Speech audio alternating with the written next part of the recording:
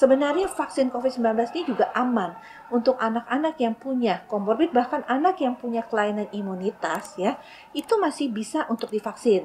Tapi ada syaratnya. Syaratnya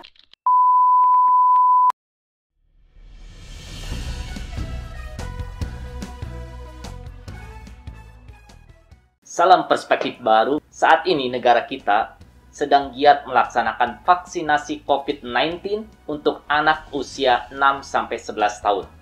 Jumlah sasarannya cukup besar, mencapai sekitar 26,5 juta anak. Tentu saja mungkin salah satunya itu termasuk anak Anda atau keponakan Anda atau juga mungkin cucu Anda. Jadi sangat penting untuk kita semua memahami mengenai vaksinasi COVID-19 untuk anak. Hari ini kami akan membahas vaksinasi COVID untuk anak dengan narasumber yang kredibel dan kompeten. Dia adalah juru bicara vaksinasi COVID-19 Kementerian Kesehatan, Ibu Dr. Siti Nadia Tarmizi, yang juga menjabat sebagai Direktur Pencegahan dan Pengendalian Penyakit Menular Langsung. Sudah ada di sebelah saya. Halo Bu apa Nadia. kabar Mas Sayat? Sehat? Baik, Selamat tahun alhamdulillah baru ya. sehat. Iya, sama-sama juga. Resolusi baru Indonesia bebas pandemi. Nah, itu syaratnya harus tetap patuhi protokol kesehatan dan juga mau ikut vaksinasi. Betul. Nah, ngomong vaksinasi, semua ini kru kami, yaitu kru Yayasan Perspektif Baru, sudah melakukan vaksinasi 2 kali. Dan kami juga berkunjung ke Kementerian Kesehatan dengan terlebih dahulu melakukan tes swab gen dan semua hasilnya negatif. Jadi, acara ini dilakukan dengan tetap mematuhi protokol kesehatan. Nah, kita langsung saja wawancara dengan Ibu Dr. Siti Nadia. Bu Nadia, pemerintah secara resmi melaksanakan vaksinasi COVID-19 untuk anak usia 6-11 tahun sejak 14 Desember 2021.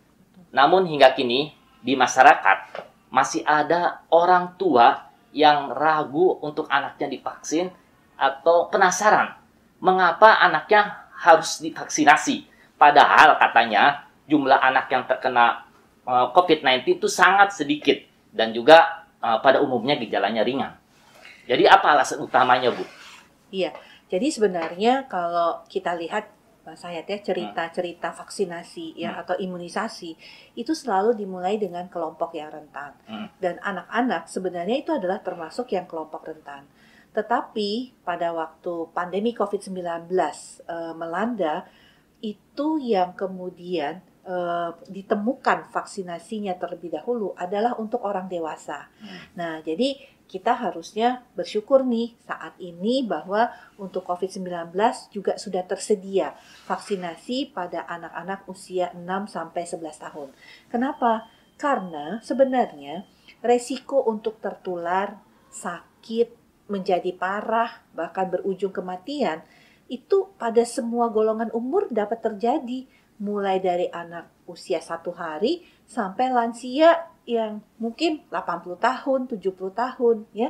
Nah, jadi karena resikonya itu sama, dia lebih cepat bisa tertular, bisa sakit parah, bisa juga berujung kematian, makanya vaksinasi pada anak ini dibutuhkan. Kalau sekarang jumlah anak-anak itu yang tertular sakit itu kecil, itu karena kita tahu sejak awal pandemi, kita kan menjaga anak-anak kita ya, dengan anak-anak sekolah di rumah, anak-anak tidak ada kegiatan di luar rumah, anak-anak sebagian besar aktivitasnya berada di rumah ya. Dan ini yang menyebabkan juga anak-anak itu tidak terpapar. Tapi mungkin masih ingat nih ya, waktu bulan Juni Juli, waktu kita ya? 2021 menghadapi varian Delta. Kan banyak sekali tuh klaster keluarga terjadi dan anak-anak di situ banyak yang tertular dengan orang tuanya. Artinya kalau penularan itu ada di dekat mereka, itu sangat memungkinkan untuk mereka tertular. Jadi resikonya sama seperti itu. Resikonya sama, tapi yang jadi pertanyaan juga di publik yang kami tangkap, Bu, mengapa vaksinasi untuk anak usia 6-11 tahun hanya vaksin dari satu merek tertentu? Banyak yang mempertanyakan efektivitasnya karena berdasarkan laporan-laporan pemberitaan dari luar negeri bahwa vaksin yang digunakan itu masih kalah efektifnya dengan vaksin-vaksin merek lain gitu loh. Nah, apakah ini memang tetap efektif untuk mencegah anak terkena COVID? Ya, jadi pertama semua keputusan untuk pemberian vaksinasi harus didasari pada berbagai kajian ilmiah dan studi. Ya, jadi uji klinis tahap 3 tentang vaksinasi pada anak itu kan memang sudah dilakukan oleh beberapa jenis vaksin. Ada Sinovac, ada Pfizer, ya. Nah, Sinovac sendiri itu dilakukan di beberapa negara seperti di United Emirates Arab, di Chile, di Kanada itu juga dilakukan. Begitu juga Pfizer. Pfizer itu ada di Amerika. Nah, memang yang saat ini sudah diberikan izin penggunaan daruratnya oleh Badan POM itu baru Sinovac. Sekarang memang Badan POM sedang mengkaji kemungkinan Pfizer contohnya, karena Pfizer kan sudah digunakan di Amerika ya untuk anak usia 5 tahun ke atas. Tetapi tentunya ada proses ya, karena perlu ada informasi, kajian, data klinis yang harus disampaikan oleh perusahaan tersebut ataupun distributornya kepada Badan POM untuk Badan POM mengkaji dari sisi keamanannya, dari sisi manfaatnya, dari sisi resiko terjadinya efek samping. Jadi betul-betul sebenarnya masyarakat ya, tadi kembali lagi ya, masih ada orang tua yang ragu. Harusnya orang tua nggak perlu ragu karena semua ahli-ahli, artinya bukan pemerintah saja, jadi artinya ada Komnas ITAGI ya, ada juga dokter anak, ada dokter penyakit dalam yang sudah memang expert atau ahli-ahlinya mengkaji berbagai informasi dan data, dan baru itu dijadikan suatu program nasional seperti vaksinasi pada anak-anak ini. Oke Bu, sekarang berbicara mengenai soal aman ya, karena masih banyak yang ragu. Sekali lagi kami ingin menegaskan, apakah vaksinasi untuk anak usia 6 sampai 11 tahun ini aman? Itu mengapanya penting ada uji klinis tahap 3. Karena di sana kita bisa melihat ya, sudah kita tahu ya, uji klinis tahap 3 itu kan dilakukan pada jumlah orang yang jauh lebih besar, ribuan. Kalau tahap 1 itu kan hanya sekitar 10 sampai 15 orang. Kalau kemudian tahap kedua itu ratusan orang. Nah, kalau tahap ketiga itu ribuan. Kenapa? Karena makin banyak orang mendapatkan atau menjadi subjek penelitian, kita kan masih akan melihat dampaknya pada populasi yang lebih luas atau pada jumlah orang yang lebih luas. Nah, di sini kita juga sudah bisa mendapatkan data-data efek samping yang mungkin terjadi kalau kemudian anak usia 6 sampai 11 tahun mendapatkan vaksinasi. Dan dari hasil studi uji klinis yang ada yang di beberapa negara itu, sebagian efek samping yang dikeluhkan itu adalah nyeri atau sakit pada tempat penyuntikan. Yang kedua adalah demam ya biasanya. Kemudian yang ketiga itu adalah sakit kepala atau pusing ya. Jadi itu 3 gejala terbesar, tetapi 1-2 hari itu hilang dengan sendirinya. Dan apakah itu normal Bu, efek samping tersebut? Efek samping bisa terjadi. Kenapa? Karena sebenarnya vaksin itu adalah pelatih. Ingat bahwa vaksin itu disuntikan ke tubuh kita untuk melatih sistem kekebalan tubuh kita. Nah, dalam pelatihan kan sistem kekebalan tubuh kita itu merespon tantangan yang diberikan oleh vaksin tadi. Dan responnya itu bisa berupa munculnya keluhan-keluhan tadi.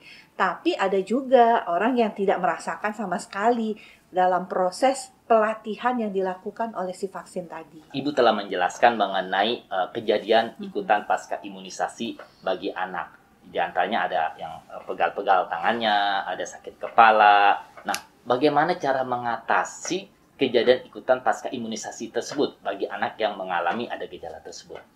Iya, kembali dari uji klinis ya Mas Hayat ya, keluhan nyeri atau pegal di bekas tempat suntikan itu dikeluhkan kurang lebih 25% di subjek penelitian.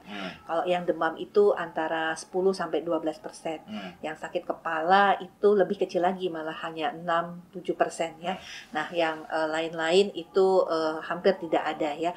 Nah, kalau anak-anak ini Mas Hayat yang menjadi tantangan, kan anak-anak ini cenderung kan kalau dia tidak merasa demam yang tinggi ataupun dia tidak merasa sakit kepala yang hebat, biasanya kan dia tetap main-main ya gitu ya. Jadi kadang-kadang orang tua tiba-tiba pegang anaknya, loh kok sudah panas gitu ya kan, sudah demam ya. Karena biasanya anak-anak ini kan tidak terlalu peduli dengan kondisi tubuhnya. Dia masih tetap main ya, kan bisa lihat ya anak-anak kalau masih demamnya sedikit-sedikit dia tetap main. Jadi memang ini kalau kita bicara mengenai efek samping, yang mungkin kami ingatkan pertama ya untuk orang tua.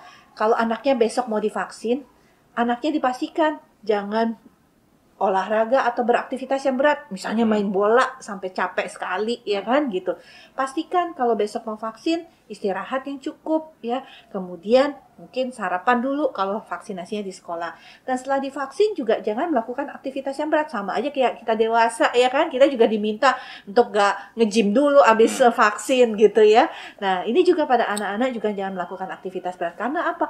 Karena kan tadi pada waktu vaksinnya masuk melatih sistem kekebalan tubuh kita. Jadi kalau orang lagi pelatihan kan lagi digenjot gitu ya untuk bisa ikut training yang kuat kan pasti butuh kondisi yang fit. Nah, jadi penting kondisi-kondisi itu disiapkan dulu. Ini yang penting kalau kita mau mencegah kemungkinan ada efek samping. Tapi kalau kemudian efek samping itu terjadi, misalnya tadi pegal atau sakit, puskesmas biasanya membawakan obat penurun panas atau anti nyeri, atau mungkin paracetamol lah yang sering ibu-ibu tahu atau paham. Nah, kalau memang ada kondisi seperti tersebut, segera minum.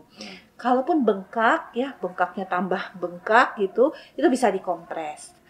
Atau kalau misalnya demam, ya minum obat penurun panas tadi. Sakit kepala juga bisa minum obat anti nyeri atau paracetamol tadi.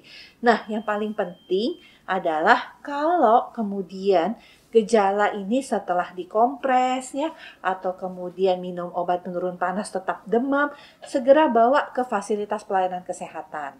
Karena dengan makin cepat mendapatkan pertolongan, makin cepat ditangani, kita bisa mengatasi dengan cepat. Nah, seringkali mungkin para orang tua mendengar ada beberapa kejadian efek samping ya. Nah, tapi itu semua sudah diteliti oleh para ahli dan sudah diketahui bahwa ini bukan penyebabnya karena imunisasi atau vaksinasi COVID-19. Jadi kembali lagi deh, orang tua nggak perlu ragu, nggak perlu takut, yakin ini sudah aman dan kita punya sistemnya. Kalau ada efek samping, penanganannya seperti apa, itu sudah ada sistem yang pasti akan bisa mendeteksi dan menangani. Tapi yang penting orang tua harus peduli, harus lebih memperhatikan anak-anaknya kalau selesai divaksinasi. Nah, ingat tuh sahabat perspektif baru, jadi tidak usah ragu lagi bahwa vaksinasi untuk anak ini aman. Nah, pertanyaan berikutnya juga di masyarakat adalah, apakah semua anak yang usia 6-11 tahun itu memang wajib untuk melakukan vaksinasi COVID ini? Bagaimana dengan anak yang memiliki komorbid atau penyakit bawaan? Pada prinsipnya, semua anak usia 6-11 tahun wajib. Kenapa? Karena vaksinasi ini adalah vaksinasi primer. Ya. Jadi vaksinasi primer itu vaksinasi dosis pertama, dosis kedua.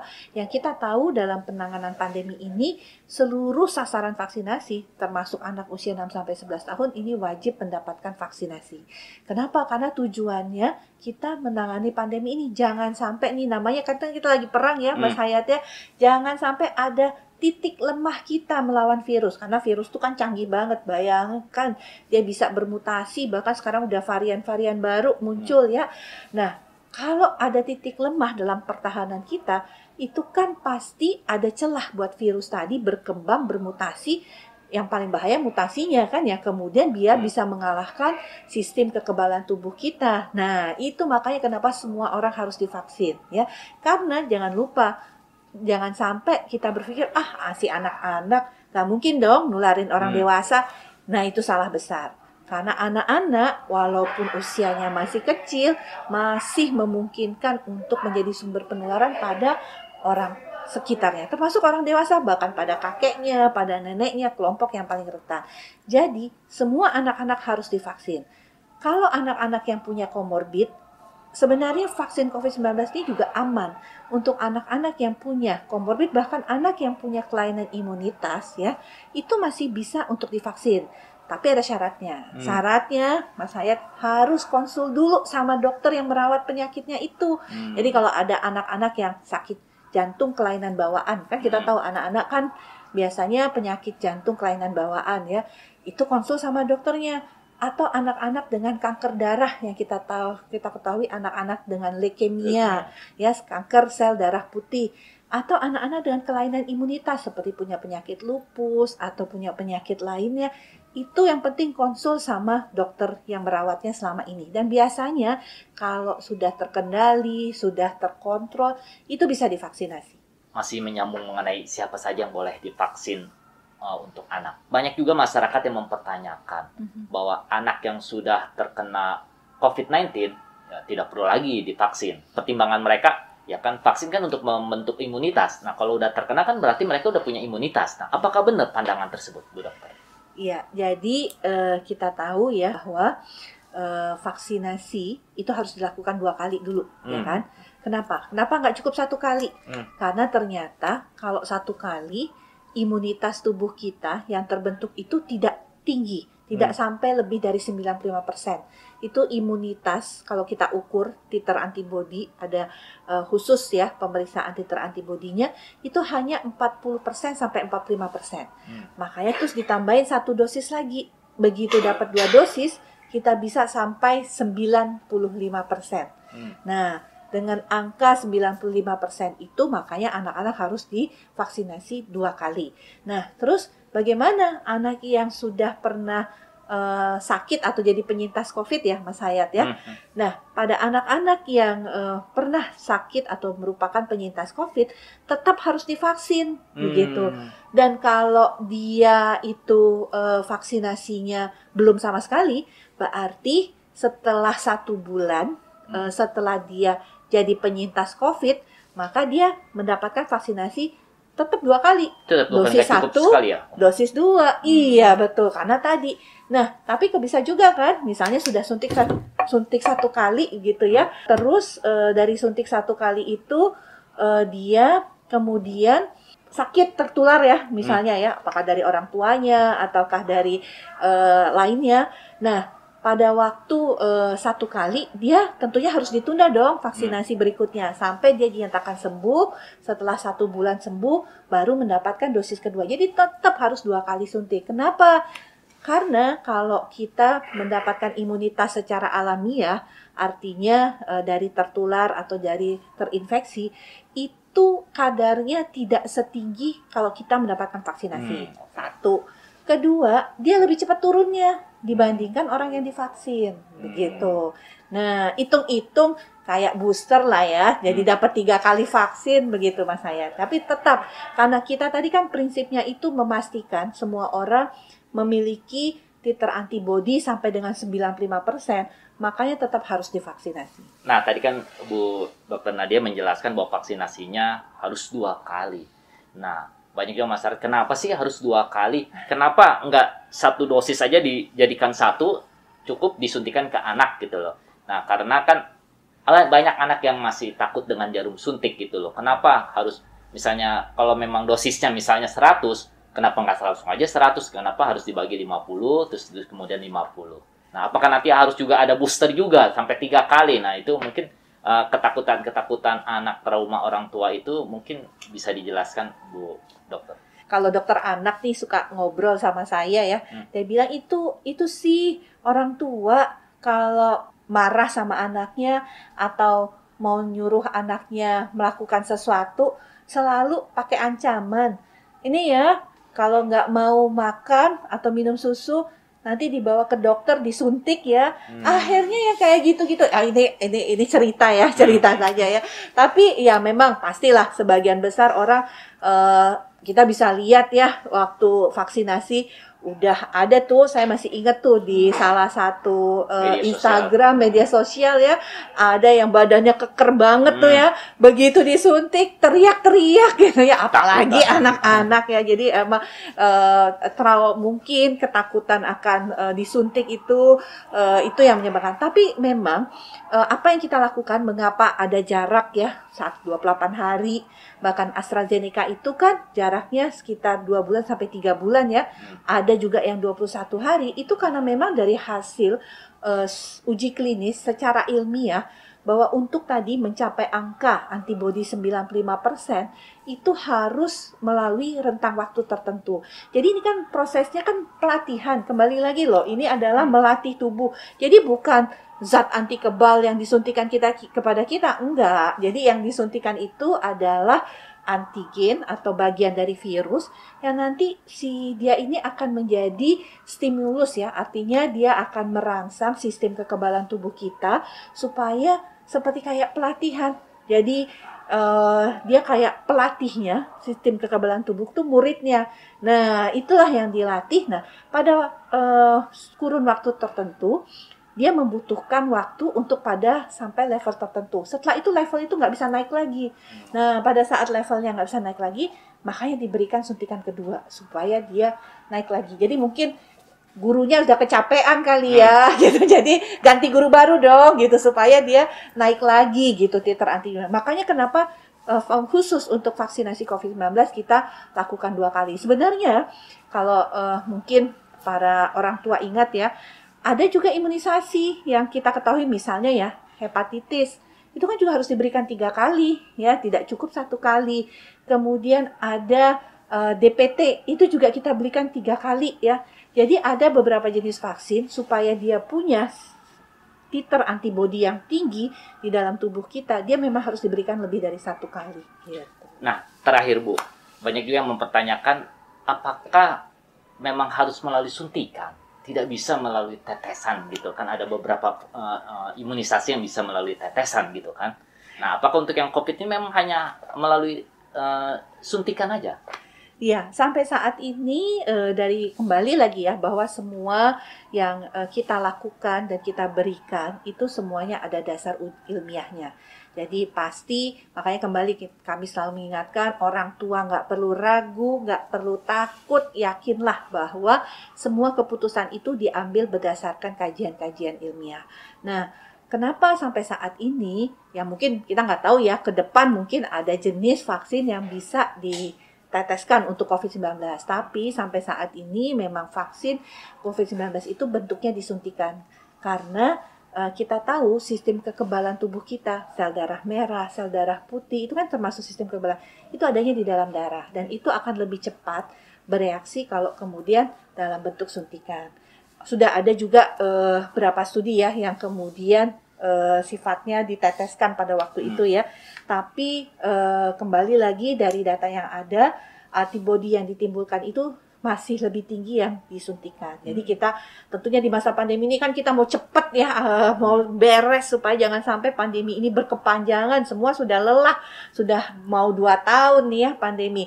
Jadi yang paling efektif itu dulu yang diambil sebagai intervensi kita dalam penanganan pandemi, termasuk vaksinasi. Makanya sampai saat ini yang paling efektif adalah melalui suntikan. Terima kasih Bu Dr. Nadia atas penjelasannya. Semoga ini makin membuat sahabat perspektif baru yakin bahwa imunisasi atau vaksinasi COVID-19 untuk anak adalah aman. Dan sebagai penutup saya mengingatkan bahwa vaksinasi COVID-19 untuk anak itu penting karena untuk meningkatkan imunitas dari anak tersebut dan sebagai upaya kita untuk segera mengakhiri pandemi COVID-19. Terima kasih, sampai jumpa di wawancara perspektif baru berikutnya.